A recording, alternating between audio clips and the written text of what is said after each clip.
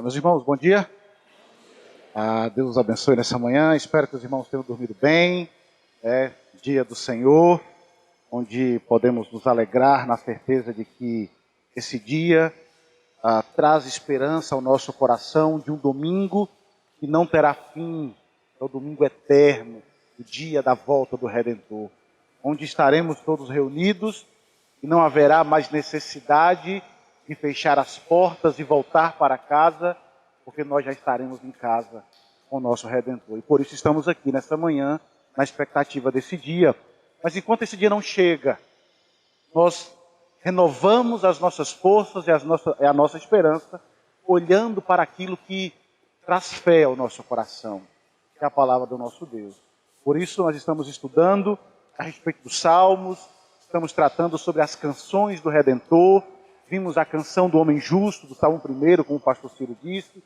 Vimos a canção do Cordeiro, do Rei Eterno, que esmagará a rebelião, como vimos ontem à noite. E agora eu quero convidar você que possamos estudar a canção de sofrimento, que vai nos fazer um elo para o que vamos ouvir no Salmo de número 3, hoje à noite. Tá? Quero convidar você que abra a sua Bíblia no livro dos Salmos. Salmo de número 22.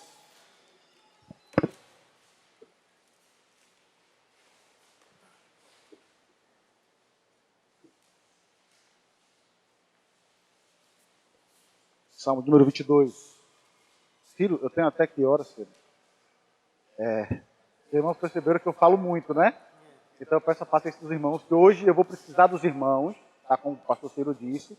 Eu vou pedir que vocês leiam alguns textos, que a gente possa interagir. E se você tiver alguma dúvida, em algum link que fizermos, alguma ligação, você pode levantar a mão, fazer a pergunta, que nós tentaremos, na medida do possível, tentar esclarecer aquilo que nós vamos tratar nessa manhã. É um salmo muito importante, dele depende toda a nossa compreensão a respeito da redenção. Por isso, peço a atenção dos irmãos e não saia daqui com nenhuma dúvida. Pergunte, saia com o coração esclarecido a respeito da nossa esperança, tá? Então, Salmo de número 22, eu vou ler apenas o verso 1 e o verso 2 do nosso Salmo, que tem por título: Ao mestre de canto, segundo a melodia, coça da manhã, Salmo de Davi. Diz assim: Deus meu, por que me desamparaste? Por que se acha longe de mim a salvação, as palavras do meu bramido? Deus meu, clamo de dia e não me responde, também de noite, porém não tenho sossego. Amém. Vamos orar. Bondoso Redentor, estamos reunidos nessa manhã, ó Deus, com o único propósito de aprender mais a respeito do Senhor. Por isso, quando estamos diante dessa palavra tão importante, tão preciosa, rogamos a Ti encarecidamente, Senhor. Desvenda, Pai, os nossos olhos e abra, Senhor, o nosso coração, para que possamos olhar para a Tua palavra e entendê-la, guardando em nosso coração, para não pecar contra Ti. Essa oração que Te fazemos, Senhor, no nome que está acima de todo nome, o nome santo de Jesus. Amém e amém. Então, como eu disse, hoje pela manhã, nós vamos olhar para o Salmo 22 e ouvir a respeito da canção de sofrimento e entender sobre quem essa canção fala, tá?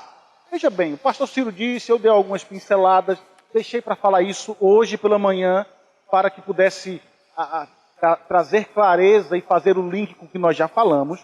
Veja bem, os Salmos eram canções entoadas pelos israelitas, tá? Os Salmos é o que o Inário Novo Cântico serve para a gente, só que aqui inspirado, né? Eram os hinos cantados pelo povo de Deus, enquanto eles iam para o templo, na sua vida de adoração.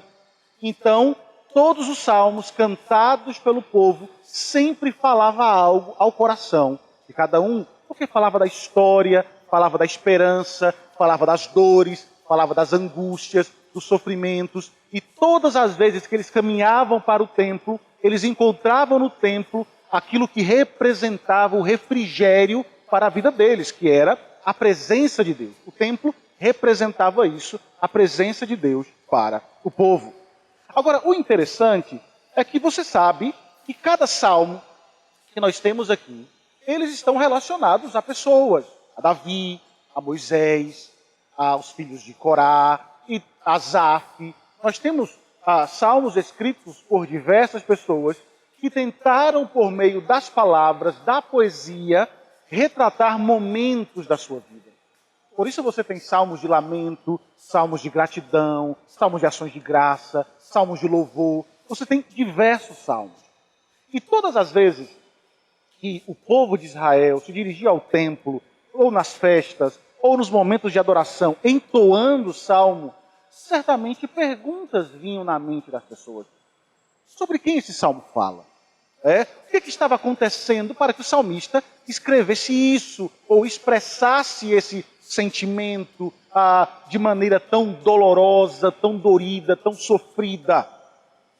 Como sabemos, a boa parte dos salmos foi escrito por Davi, só que os eventos descritos por Davi em alguns salmos são terríveis demais, são dolorosos demais, para ser apenas uma expressão de um momento corriqueiro da vida.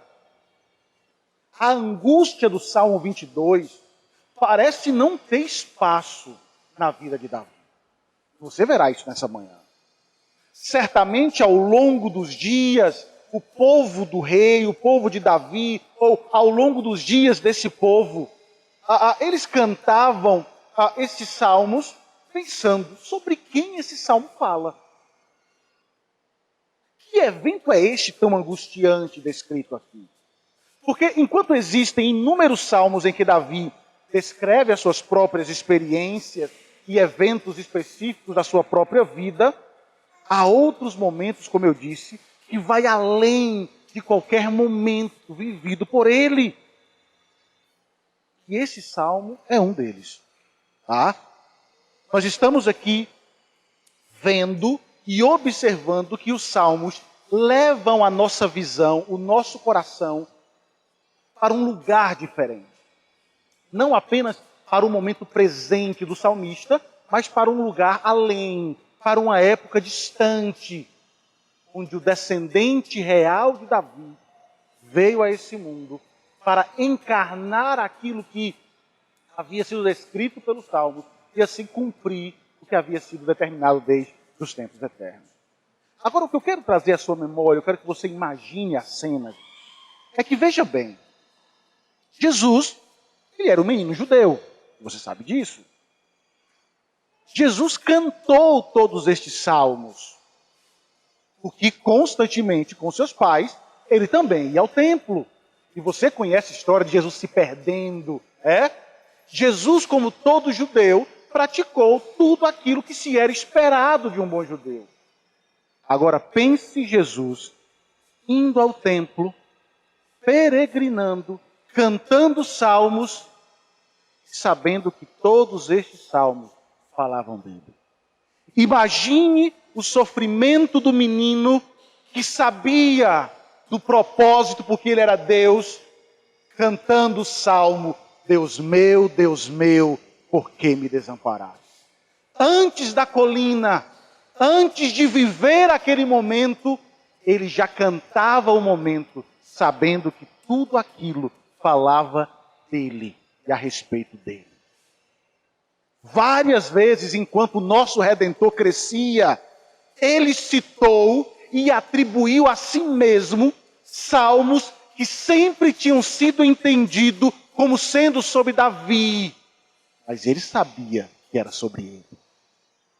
E depois da sua ressurreição, como nós bem sabemos do caminho de Emaús, ele foi ousado o suficiente para dizer que todos os salmos, Moisés, os profetas, todos eles falaram a respeito dele. E ele sabia disso. Hoje pela manhã nós vamos olhar para este salmo, Salmo 22. Na verdade, eu vou fazer uma miscelânea. A gente vai ler vários salmos que vão retratar momentos da vida de Jesus em que ele cantou esses salmos e como isso se reverteu para a vida dele de maneira prática e real no seu ministério. Tá? Então nós vamos olhar para estes salmos e perceber como ele cumpre, como Cristo cumpre a descrição de cada salmo profetizado. E veremos também a glorificação do Messias. Tá? Então, permaneça com a Bíblia aberta, a gente vai ler muito texto, por isso eu perguntei quanto tempo eu tenho. A gente vai ler bastante e a gente vai passear pelas páginas da Escritura. Então, vamos lá. Prepare o seu coração para que você veja Cristo e a glória dele de maneira tão gloriosa, as palavras santas do nosso Redentor. Então, veja bem. Como eu disse, o nosso Senhor cresceu como todo garoto judeu, cantando salmos na adoração, e em um específico falava sobre rejeição. Falava sobre algo que ele iria passar. E ele sabia muito bem sobre quem os salmos falavam. Eu quero que você abra a sua Bíblia no Salmo 118, por favor.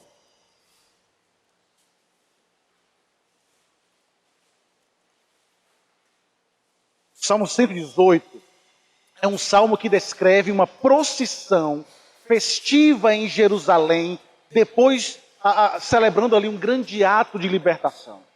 Salmo este que era cantado na festa dos tabernáculos, também na Páscoa. E quando na procissão o povo chegava ao templo, eles iam cantando este salmo. Quando estava se aproximando do templo, este salmo ficava mais alto nos lábios de cada judeu. E quando eles chegavam à porta do templo, o líder que estava conduzindo a procissão entoava o verso 19. Alguém leia para mim o verso 19 do Salmo 118. Abri as portas da justiça, entrai por elas, e renderei graças ao Senhor. Isso. Ele gritava, abre as portas da justiça. Lembram quando eu falei no primeiro salmo do caminho do justo, que Israel acreditava que eram justos, que era a congregação dos justos? Quando eles peregrinavam para a presença de Deus no templo, quando chegavam às portas do templo, eles cantavam essa parte de maneira específica. Abrem-se as portas da justiça para que nós possamos entrar. E as pessoas que estavam dentro dos portões respondiam o verso 20. Leia o verso 20, por favor. Esta é a porta do Senhor, Por ela entrarão os justos. Então, eles cantavam essas canções de louvor a Deus quando iam para a presença do Senhor. Tá? Mas no coração desta bela canção, desse hino festivo, existe uma informação que tem um grande peso e uma importância para o menino, para o judeu, para o nosso Redentor que cresceu cantando esse salmo. Leia o verso 22, por favor.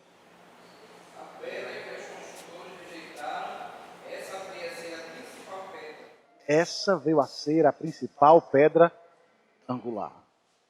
Quando os israelitas cantavam essa canção, eles pensavam em Abraão, eles pensavam em Davi, eles pensavam no próprio Israel como a pedra rejeitada, Israel pequeno, desprezada pelas nações, pelos gentios.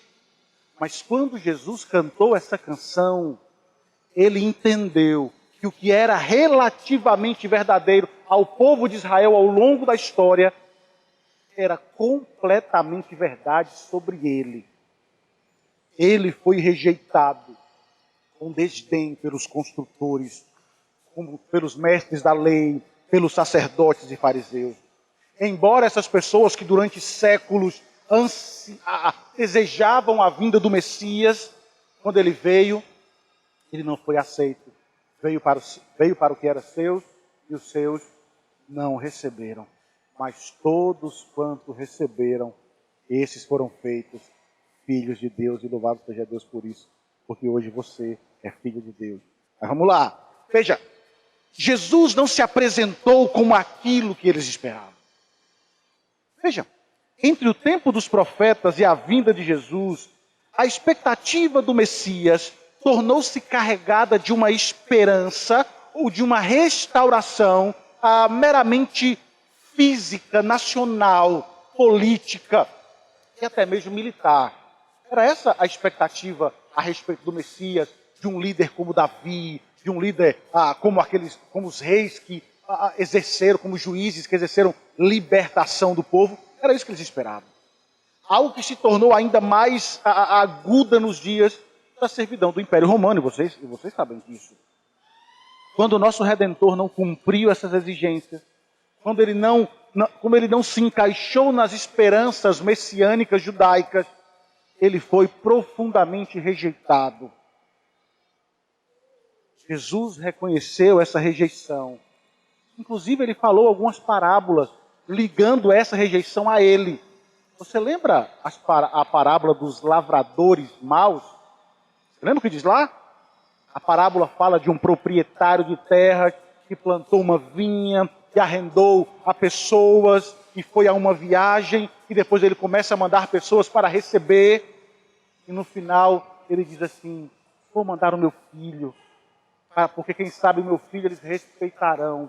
E o que foi que eles fizeram? Espancaram, levaram para fora e o mataram. Jesus antecipando o que seria feito com ele, porque ele já havia cantado que a pedra que os construtores, que a pedra angular seria rejeitada pelos construtores. Cristo sabia o que estava predito ou predeterminado para a sua vida. Mas veja, Jesus conclui o seu discurso com as palavras lá na parábola. Ele termina o discurso da parábola com as palavras do Salmo 118, ao dizer: a pedra que os construtores rejeitaram tornou-se a pedra angular. Tá? Com esta parábola, Jesus expôs a culpa dos líderes que tinham rejeitado e estavam conspirando para matar o Filho de Deus. Agora, imagine o sentimento do nosso Redentor, cantando algo ano após ano, que ele sabia que iria acontecer com a sua vida. Nós cantamos aqui agora, ao pensar nesse lar lá do céu. E traz a nós um sentimento de esperança inigualável. Porque o lar do céu realmente traz a sensação de morada eterna com o Pai. Agora imagine nosso Redentor cantando: será rejeitado. Imagine como isso soou ao coração do nosso Mestre, ano após ano, para que ele pudesse, lá na frente, cumprir ou receber toda essa rejeição. Mas veja, ele cantava, olhava para a multidão, sabia que esse povo não amava a Deus de verdade, sabia que eles eram rebeldes e que eles iriam rejeitá-lo.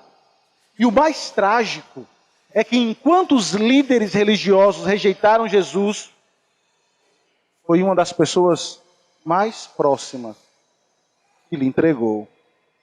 Porque Jesus também cantou a canção de traição.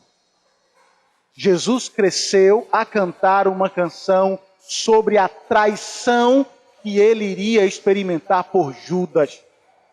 Ao longo dos Salmos, Davi suplicou a Deus para dar-lhe a vitória sobre os inimigos. Mas o Salmo 41, Davi lamentou que inclusive o seu amigo íntimo que estava com ele, iria traí-lo. Abra, por favor, Salmo 41, verso 9. Alguém leia para mim.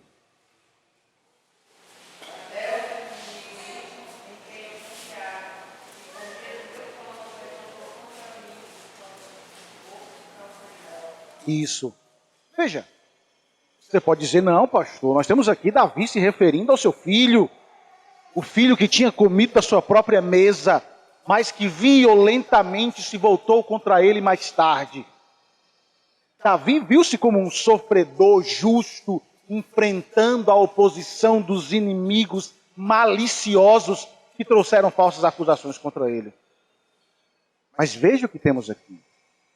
Jesus era consciente da sua identidade como filho de Davi e usou essas palavras do Salmo 41. Ele vestiu esse salmo na noite da última ceia com seus discípulos, dizendo que ela se cumpriu naquele dia. João escreve que o diabo já tinha posto no coração de Judas, filho de Simão, que o traíste. E Jesus sabia que ele estava prestes a traí-lo. Abra sua Bíblia, por favor, em João capítulo 13. E alguém leia para mim o verso 18 e o verso 19. Não falo a respeito de todos vós, pois eu conheço aqueles que escolhi. É antes para que se cumpra a Escritura. Aquele que come do meu pão levantou contra mim seu calcanhar. Desde já vos digo, antes que aconteça, para que quando acontecer, creiais que eu sou. Ok, vamos parar um pouquinho aqui. Você percebe que há uma diferença do Salmo 41, verso 9, para a citação de Jesus? O que está diferente na citação? Você prestou atenção? O Salmo 41, verso 9 diz: até o meu amigo íntimo em quem eu confiava, que comia do meu pão, levantou contra mim um calcanhar. E Jesus diz: aquele que come do meu pão, levantou contra mim o seu calcanhar. Onde está a diferença? Você percebeu? Jesus não cita o salmo todo. Por que ele não faz isso? Jesus não incluiu a primeira parte do salmo. Até o meu amigo íntimo em quem eu confiava. Não faz parte da citação de Jesus. Por que Jesus faz isso? Porque ele não, ao citar o salmo, ele não inclui essa sentença inicial de amizade, de confiança. Porque Jesus sempre soube que Judas nunca tinha sido verdadeiramente seu amigo de confiança. Ele conhece os seus. Judas nunca fez parte dos amigos de Jesus. Ele tinha o coração, as intenções de um traidor. Jesus usou as palavras do salmista para deixar claro que de antemão, que a traição de Judas não iria pegá-lo de surpresa. E então, quando Jesus cantou o salmo, ele cantou de sua própria experiência de ser rejeitado, de ter sido traído. Mas quando ele cantou o Salmo 22, o seu coração, que também era humano, deve ter sentido de medo. Queridos, quando Davi escreveu o Salmo 22, sem dúvida, ele estava refletindo sobre muitas das suas experiências. Em se sentir abandonado por Deus, de estar cercado por inimigos, de ser exposto, e ainda assim de ser preservado e exaltado pela mão poderosa do nosso Deus. Mas veja que o Salmo, ele parece expressar a experiência de sofrimento em uma linguagem poética. Isso é muito interessante nesse Salmo. Indo além da descrição literal ou de uma experiência pessoal, mas o que nós temos aqui nesse Salmo é o cumprimento de algo maior do que Davi. Eu preciso que você tenha isso em mente. E sob a inspiração do Espírito, Davi escreveu no Salmo 22 algo que aconteceria com seu descendente maior. Sim, ele teve experiências angustiosas, angustiantes, mas aquele descreve aqui é impossível a um homem comum suportar. Toda a vida do salmista tinha sido levado a acreditar em um Deus amoroso que estava perto daqueles que o invocam. Você encontra isso em vários salmos. Os salmistas declarando, Davi declarando que Deus está perto do seu povo. Só que agora algo acontece de maneira diferente. Davi conheceu o Senhor como seu pastor, como seu refúgio, como a sua ajuda nas horas da necessidade. Mas quando ele escreveu estas palavras, evidentemente, ou evidenciando sua experiência, parecia contradizer tudo aquilo que ele sabia. que agora Deus parecia estar tão longe dele. Seja qual for a experiência pessoal de Davi ao escrever este salmo, sem dúvida, a agonia que ele descreve aqui transcende a sua própria experiência. Jesus deve ter meditado no Salmo 22, escrito muito tempo antes dele nascer, enquanto ele estava pendurado naquela cruz. Nela, ele encontrou as palavras que deram expressão à sua própria agonia de alma. Mateus registra isso. Eu quero que você abra em Mateus capítulo 27, verso 46. Por volta da hora nona, clamou Jesus em alta voz, dizendo: Eli, Eli, lama sabachthani. Quer dizer, Deus meu, por que me desamparaste? Ok. Eu quero que você volte seu olhar para a cruz agora. Traga à sua mente aqueles momentos de angústia e de agonia. Jesus tinha sido espancado, chicoteado, tinha espinhos pressionados em sua testa, mãos e pés perfurados por cravos. E ele até aquele momento não abriu a sua boca para reclamar. Nada foi dito por ele. Pense bem. Ele se fez pecador em nosso lugar. Agora pense nisso, como nós falamos ontem. Eu disse ontem que o fim da rebelião aconteceria quando Deus julgasse o pecado. E isso vai acontecer, e isso iria acontecer. Naquela colina, Deus está mostrando como é que ele trata pecado. Todo aquele que pecar, esse morrerá, é o que diz o texto. Pecado tem que ser julgado. Pecado tem que ser punido. E é isso que está acontecendo. E aí tem uma informação extraordinária na Escritura. Eu quero que você abra a sua Bíblia em Marcos. Um momento que acontece antes de Jesus proferir as palavras Eli, Eli, lama sabachthani. Alguém lembra o que aconteceu antes disso? Abre Marcos, capítulo 15.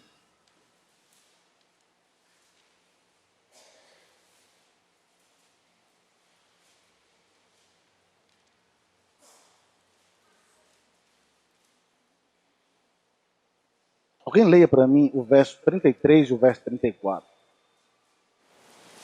Chegada a hora sexta, houve trevas sobre toda a terra até a hora nona. A hora nona clamou Jesus em alta voz: Eloi, Eloi, lama sabachthani. Que quer dizer, Deus meu, por que me desamparaste? Veja, só até aí. Como eu afirmei, o pecado, o crime, a maldade, a rebelião precisa ser punida.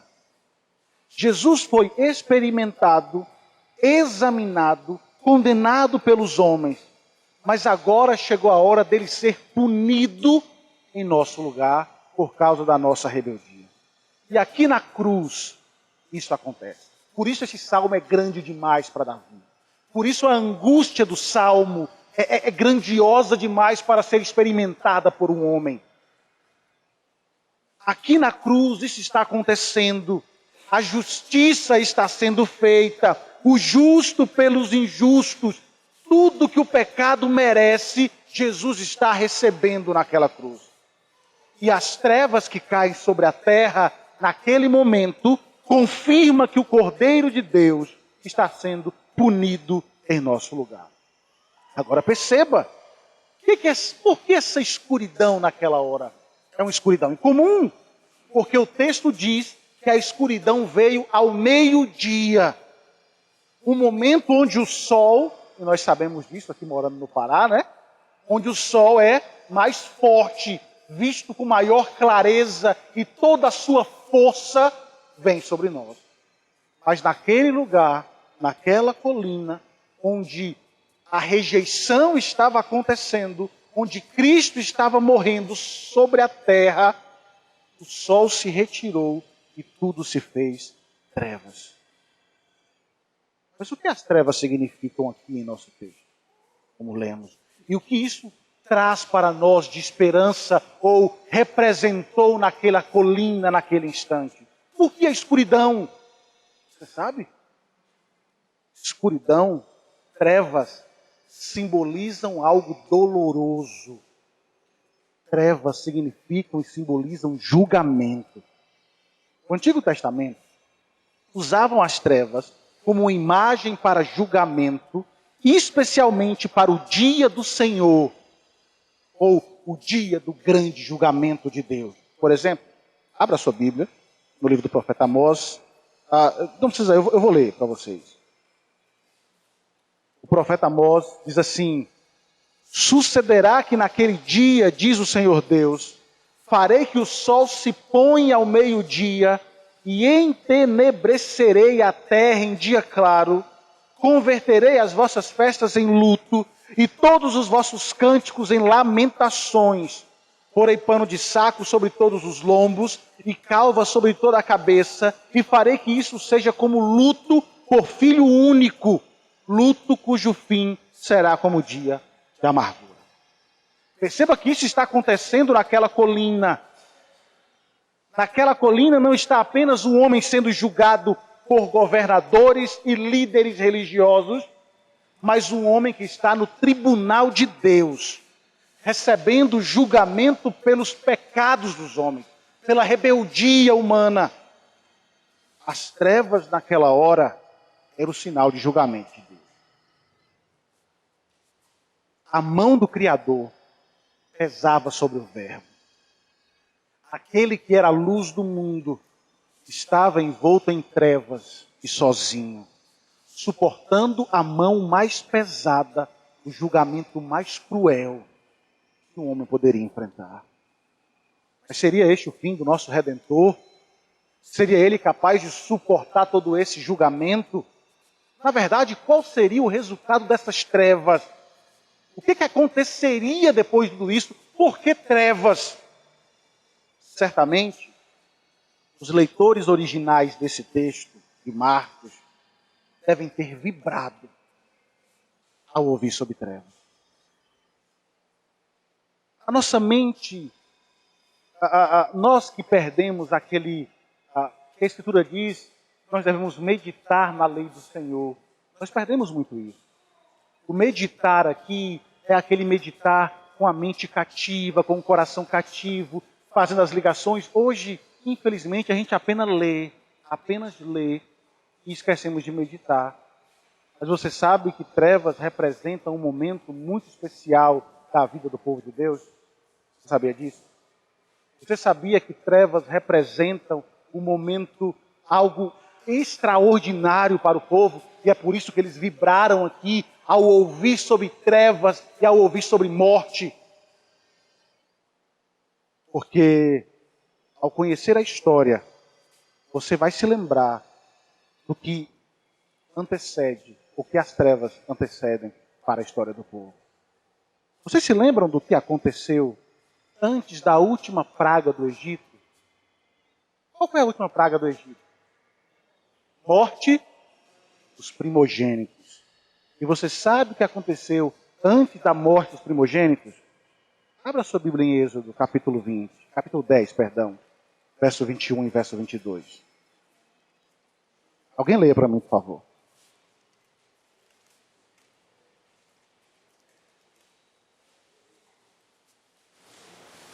Então disse o Senhor a Moisés: estende a mão para o céu, e virão trevas sobre a terra do Egito, trevas que se possam aportar.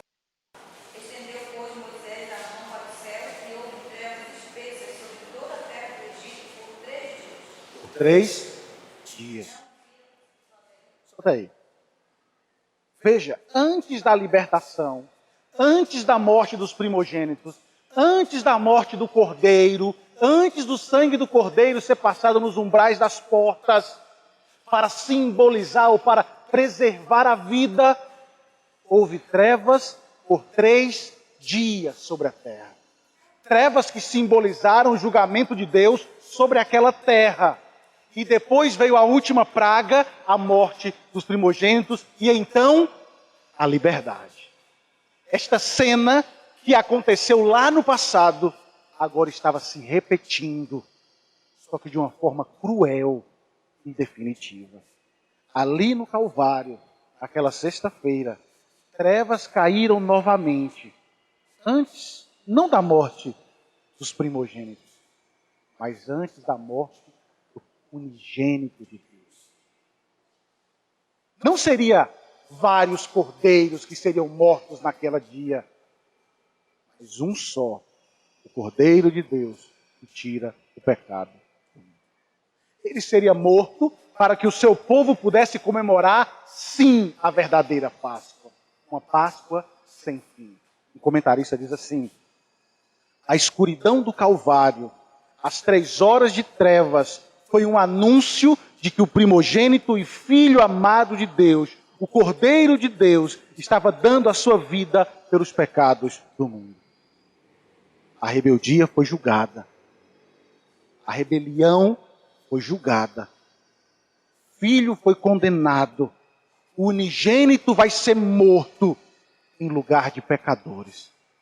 Se o perdão está condicionado à morte do Cordeiro, se para acabar com a rebelião e a guerra era preciso morrer, lá estava o Cordeiro de Deus, preso em uma cruz, morrendo por nossos pecados, para pôr fim à rebelião. Pedro nos confirma essa certeza quando ele diz: carregando ele mesmo em seu corpo sobre o madeiro os nossos pecados, para que nós, mortos para o pecado, vivamos para a justiça do homem justo. Por suas chagas nós fomos sarados. Cristo sem pecado recebeu a nossa condenação. O julgamento que merecíamos, o peso da mão de Deus deveria cair sobre nós, pecadores rebeldes. Mas naquela hora escura, Ele recebeu a nossa punição para que recebêssemos a sua justiça. O justo pelos injustos. É por isso que quando os livros forem abertos, como eu disse no primeiro dia, que for narrar os nossos atos, não vai haver necessidade de narrar tudo aquilo que você fez. Sabe por quê? Porque o sangue do Cordeiro estará lá dizendo: está pago. Ele morreu para pôr fim à sua rebelião e à sua rebeldia, para lhe tornar o homem justo, no Salmo 1. Agora perceba outra questão interessante aqui antes da gente seguir no Salmo. Na escuridão sobrenatural daquele dia, por alguns instantes, houve um silêncio ensurdecedor. Se é aqui, isso é possível. Os evangelhos não registram palavras dos inimigos, dos seus antagonistas. Na misteriosa escuridão do meio-dia, trevas e silêncio, e o unigênito de Deus sendo julgado. Naquele dia, pense bem, aquele que no dia em que nasceu, mesmo sendo noite, você lembra? Havia uma estrela brilhando, anjos cantando. Só que agora, na escuridão, silêncio. Ao meio-dia, enquanto ele morre. Se alguma palavra pudesse ser ouvida naquele instante, se algum barulho pudesse ser ouvido naquele instante, seria o barulho da nossa rebelião sendo colocado sobre os seus ombros. Você consegue imaginar essa cena? Onda após onda de pecado, quebrando sobre as costas do nosso Redentor. De novo, e de novo, e de novo, durante aquelas 3 horas. Sua alma recuou, convulsionou, recebendo todas as nossas mentiras, todos os nossos crimes, todos os nossos adultérios, todo o nosso ódio, todo o nosso orgulho, todo o nosso ciúmes, toda a nossa idolatria, caíram sob a pureza do nosso Redentor naquele dia. No silêncio da noite, Cristo recebia e era julgado por nossos pecados, tornando-se maldição. Paulo diz: Cristo nos resgatou da maldição da lei, tornando-se uma maldição para nós, pois está escrito: amaldiçoado todo aquele que está pendurado em um madeiro. Que situação nosso Redentor teve que passar, querido? Para por fim a nossa rebelião, ele suportou aquelas trevas, a traição, a rejeição, e o abandono de Deus. Que julgamento doloroso ele suportou naquele dia. Em pleno meio-dia, trevas. Isso torna mais dramático quando nós pensamos em Gênesis. Na primeira obra da criação. Porque você lembra que João nos diz que o Verbo estava com Deus, que o Verbo era Deus e que todas as coisas foram feitas por meio dele. Ele era a palavra de poder de Deus na criação de todas as coisas. Deus disse naquele dia, ou no início de tudo, haja luz, e houve luz. Justos, depois disso, depois da queda, justos e injustos podem desfrutar da luz do sol. Bons e ímpios podem hoje desfrutar da luz do sol. Mas Jesus, naquela escuridão, não vai experimentar o mais básico privilégio da humanidade. Não haverá graça comum para o maldito de Deus naquela cruz. A luz lhe foi tirada. Ele que era a luz do mundo.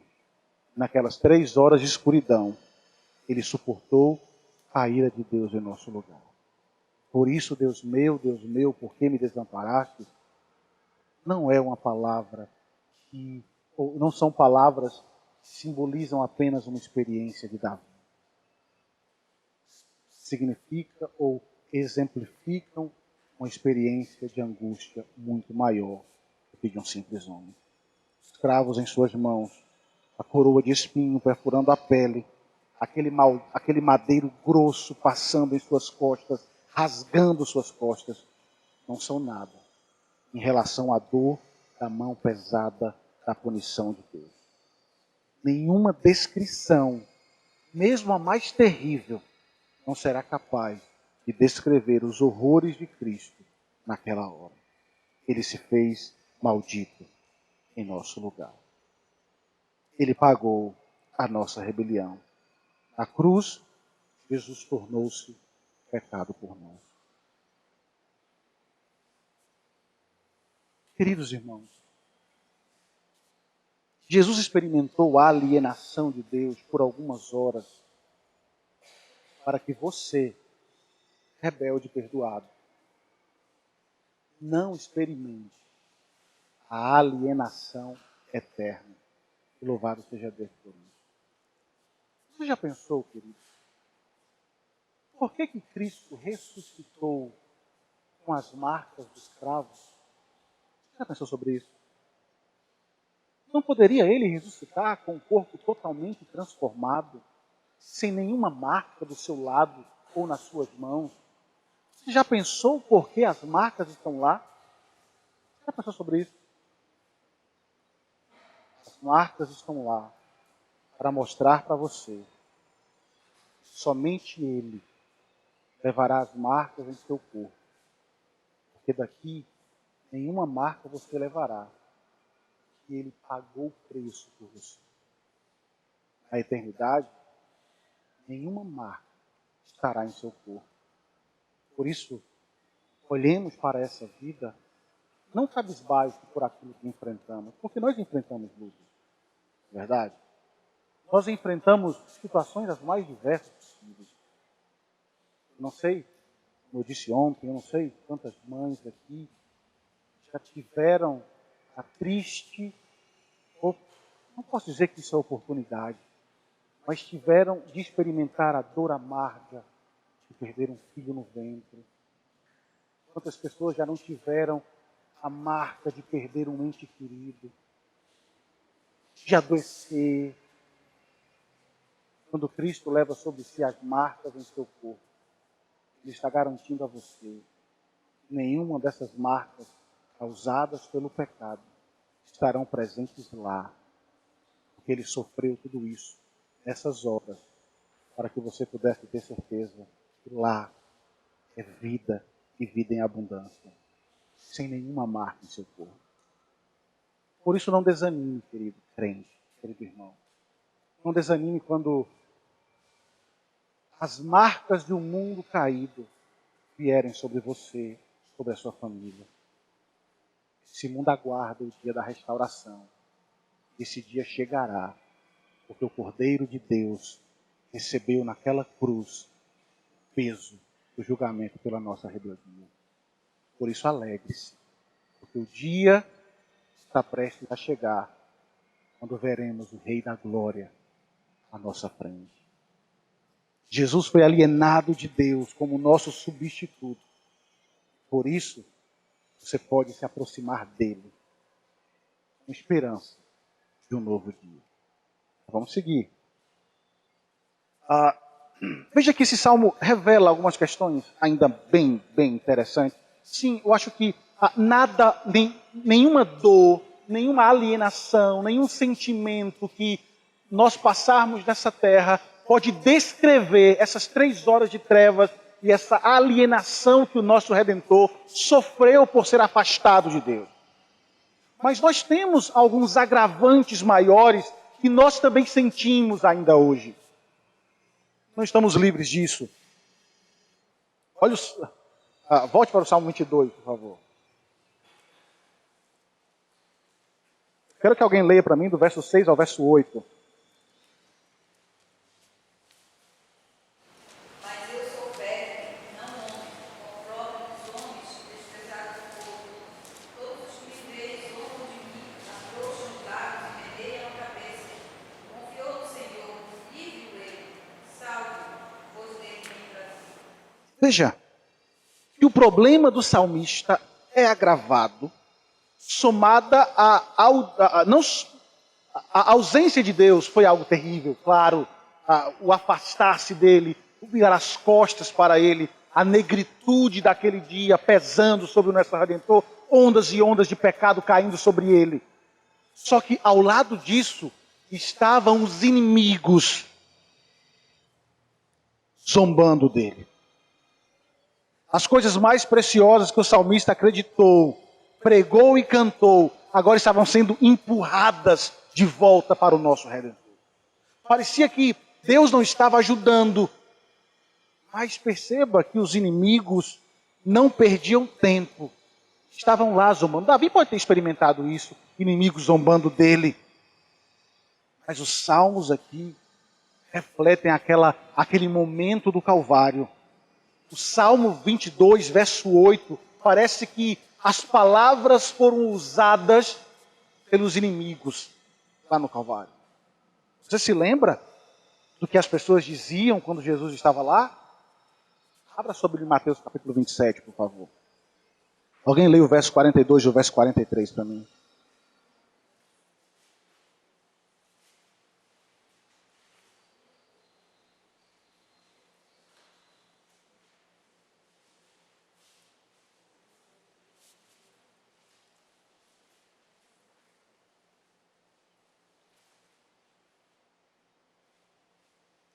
Mateus 27, 42 e 43. Alguém lê para mim. Salvou os outros e a si mesmo não pode salvar-se. É rei de Israel. Desça da cruz e creremos nele. Confiou em Deus, pois venha livrá-lo agora, se de fato lhe quer bem, porque disse: sou filho de Deus. Você percebe que os inimigos do Senhor recitam o Salmo 22, verso 8. Os inimigos do Senhor, eles acabaram provando, usando as palavras do Salmo, que Jesus era quem eles disseram que Jesus não era. Olha que interessante. O salmista foi capaz de ver que a oposição humana que ele enfrentou foi realmente algo muito mais sinistro. E os inimigos estão lá confirmando quem Jesus era. Davi, na sua vida, teve a sensação de estar cercado por aqueles que queriam morder e devastá-lo e matá-lo. Ele percebeu que o ataque que ele estava experimentando de seus inimigos era tão velho como Éden, como eu disse. Só que aqui não era uma simples situação da vida de Davi. Nós somos levados e transportados para o Calvário. Jesus entendeu isso bem. Jesus experimentou. O Salmo foi vestido pelo nosso Redentor. Agora veja. Em seu salmo, Davi, ele não para de descrever as dores. Parece que ele está tendo uma visão do Calvário a escrever este salmo. Veja o verso 14 até o verso 18, por favor. Diz assim: derramei-me como água e todos os meus ossos desconjuntaram. Meu coração fez-se como cera, derreteu-se dentro de mim. Secou-se o meu vigor como de um caco de barro, e a língua se me apega ao céu da boca. Assim me deitas no pó da morte. Cães me cercam, uma súcia de malfeitores me rodeiam.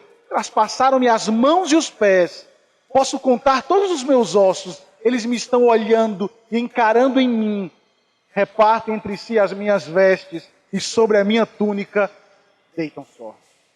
Meus irmãos, parece que Davi está ao pé do Calvário, contemplando tudo o que está acontecendo naquele dia.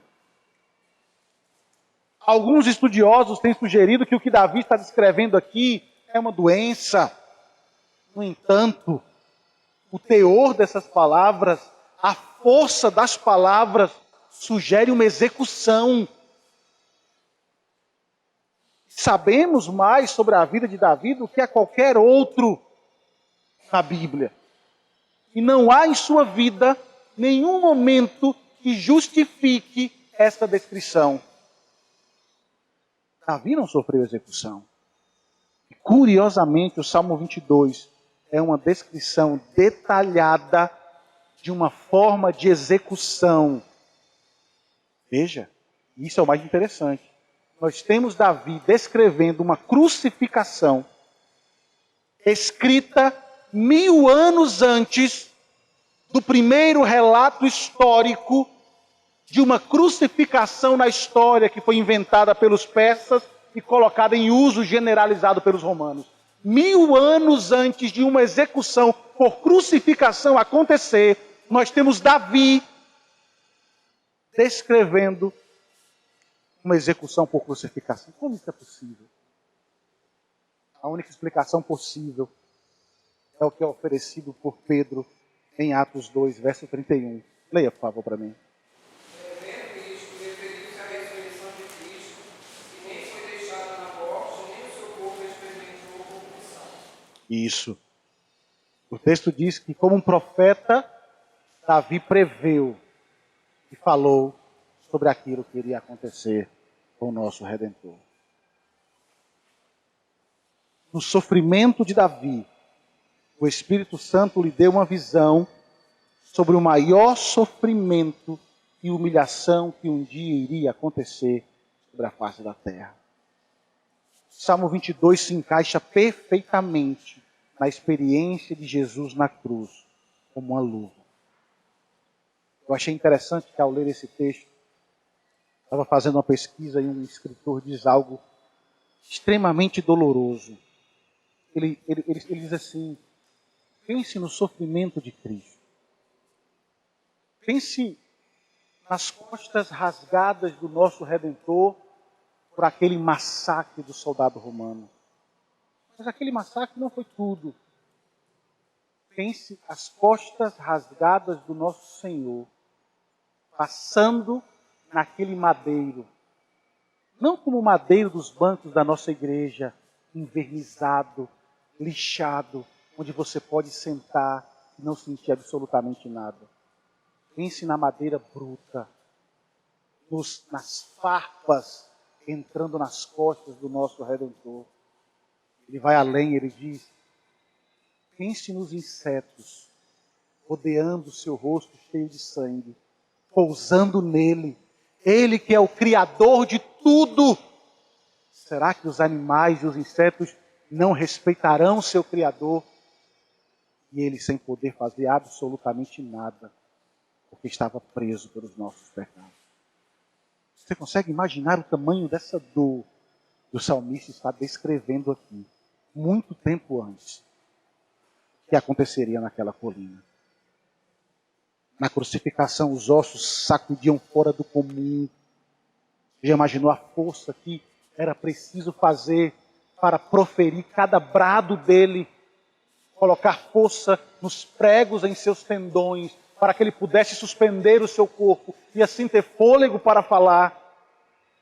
A desidratação de ser exposto ao sol quente, as mãos e os pés remendados por pregos, o olhar curioso dos inimigos dizendo: se é filho de Deus, por que não desce da cruz?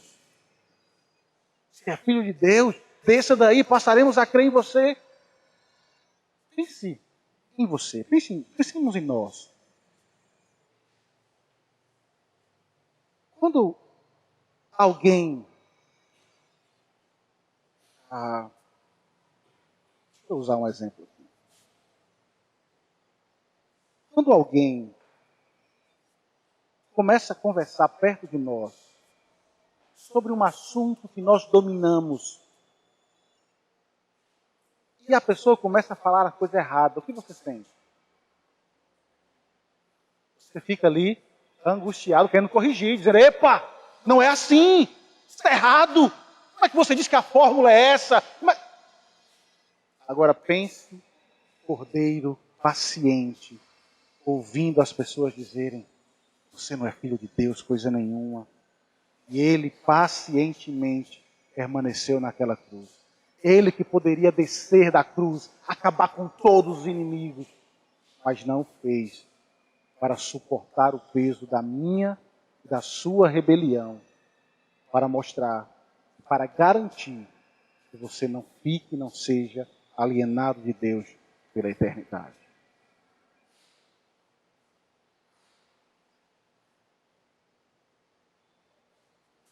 Tudo isso o nosso Redentor e o Salmo expressa essas grandezas, ou essa dolorosa grandeza naquele dia.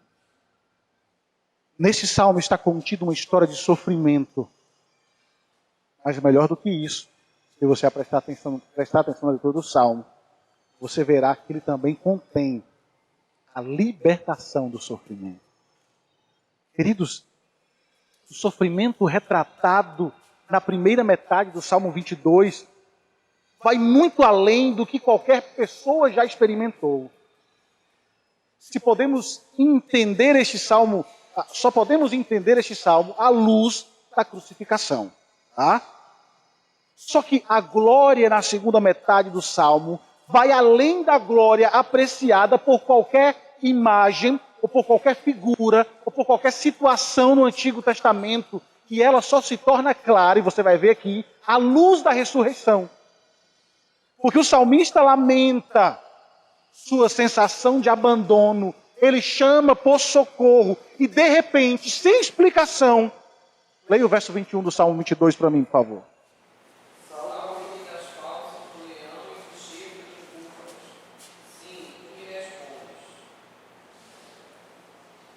Isso.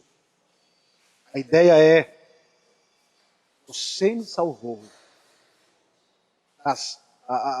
como está aqui, das fauces do leão, dos chifres dos búfalos. Sim, tu me respondes. Veja, isso é muito interessante. Davi gritou e o seu grito foi respondido. Ele foi resgatado dos seus inimigos, das garras da morte. E o escritor de Hebreus parece ter esta parte do Salmo em mente quando escreve, abra aí Hebreus capítulo 5, verso 7.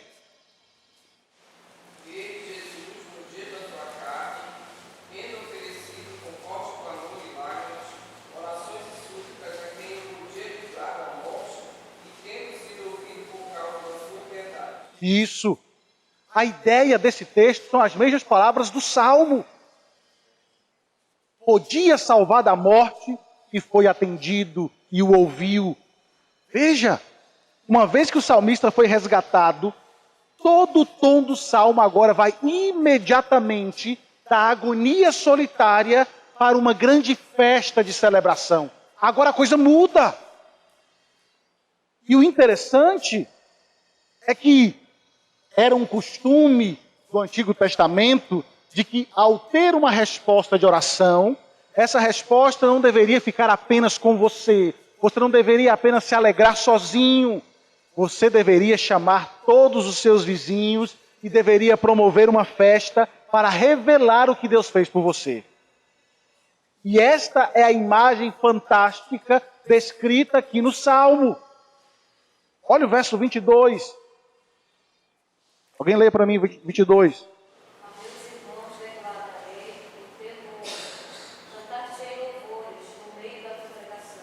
25 diz: de ti vem o meu louvor, na grande congregação cumprirei os meus votos, na presença dos que o temem, os sofredores hão de comer e fartar-se, louvarão o Senhor os que o buscam, viva para sempre o vosso coração. O autor de Hebreus nos ajuda a compreender a celebração da grande congregação descrita aqui, deixando claro que Davi foi além da sua experiência em escrever sobre essa grande festa. O escritor de Hebreus, abra aí Hebreus capítulo 2, verso 12. Dizendo, a meus irmãos declararei o teu nome, cantar-te louvores no meio da congregação. Ok.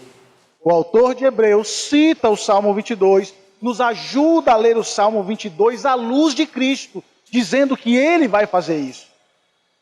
Ele vai... parece que nós passamos a ouvir, ou teremos o nosso Senhor nos convidando agora a louvar a Deus pelo grande livramento que Ele promoveu por meio do seu sofrimento. Convidando os seus irmãos, no meio da congregação, a cantar louvores ao Senhor. Quando chegamos ao fim do Salmo, nós vemos que o salmista, de uma forma muito maior, nosso Redentor, diz respeito a Ele. Foi entregue, foi morto, foi julgado, foi punido. Só que a boa nova de libertação depois das trevas chegou até nós e fomos convidados a celebrar essa grande festa. O abandono e o sofrimento deram lugar a elogios e confiança. E a razão última encontrada para esse louvor está na declaração final do nosso Salmo. Veja o verso 31, por favor.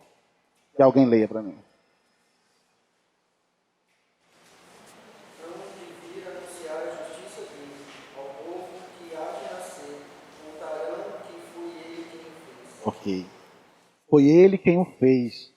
Meus irmãos, que palavras extraordinárias são essas. A nossa tradução aqui não nos ajuda muito. Infelizmente, às vezes, as traduções acabam atrapalhando a nossa leitura e de enxergarmos o que de fato nós temos aqui. Sabe qual é a tradução para a ideia de que foi ele quem o fez? Aqui o significado é: hão de vir e anunciar a justiça dele. Ao povo que há de nascer contarão, está consumado. Essas são as palavras do Salmo. Nós sabemos que quando Jesus estava na cruz, não foi à toa que ele disse, está consumado. Se ele citou o Salmo 22 no início do seu sofrimento, ao final dele, para nos levar a celebrar, ele disse, está consumado. E o que foi concluído? Estava consumado. Tudo o que era necessário para realizar a salvação dos pecadores e a redenção de uma criação devastada pelo pecado. A nossa rebeldia foi desfeita. Nosso pecado foi julgado. E agora, o que nos reserva é o ajuntamento solene na congregação dos justos. Naquele grande dia. Hoje, muitos dos nossos irmãos já estão lá, celebrando a grandeza do Cordeiro. Já chegaram lá antes de nós. Terminaram a jornada. Nós ainda estamos aqui, caminhando para o dia do encontro final na congregação dos justos. E nesse dia, nós não contemplaremos o Cordeiro ensanguentado. Nós não encontraremos o Cordeiro morto, desprezado. Nós encontraremos o Leão de Judá, sentado no trono, aquele que venceu. E ao redor dele, todos os santos que um dia foram comprados pelo seu sangue. É sobre libertação que fala o Salmo. É sobre vida aos pés do Cordeiro que trata o Salmo. Por isso, por mais que você perceba que essa música e essa canção diz a respeito de paixão e dor, eu quero que você lembre que ela te chama a adorar a Deus, que ela fala de salvação. Um escritor diz algo muito interessante. Ele diz assim: o mar de abandono em que Davi foi habilitado para mergulhar. Vou ler novamente. O mar de abandono em que Davi foi habilitado para mergulhar os pés. Nosso Senhor Jesus Cristo, com sua experiência, mergulhou todo o seu corpo. A ideia é: nenhum sofrimento que você passar aqui nessa terra será comparado àquilo que o nosso Redentor sofreu para garantir a sua vida. Hoje, você molha apenas os seus pés, porque o nosso Redentor mergulhou em nosso pecado para nos resgatar de lá e garantir para você que um dia você estará são e salvo além do rio. Essa é a esperança que temos. Por isso, querido, a esperança que nós buscamos e vivemos é por ela. E aí eu fecho justamente apontando para isso. Não se assuste com a rebelião que você vê aí fora. Não se assuste com o mundo tentando diminuir, envergonhar, banalizar a sua fé. Não tenha medo de um mundo que vai lhe perseguir, que vai lhe dizer que se você pregar, que você ensinar que casamento é entre homem e mulher, você irá sofrer sanções. Não tenha medo disso. Não tenha medo de lutar contra uma sociedade que abertamente quer apoiar aborto e tantos outros assassinatos. Não tenha medo de defender a verdade do Senhor. Não tenha medo de levantar o estandarte da verdade para pregar aquilo que o Senhor estabeleceu como verdade para a nossa vida. Não tenha medo disso. Porque nenhum sofrimento que você passar nessa terra, em nome do nosso Redentor, pode se comparar à glória que está reservada para você na eternidade. Por isso não tenha medo.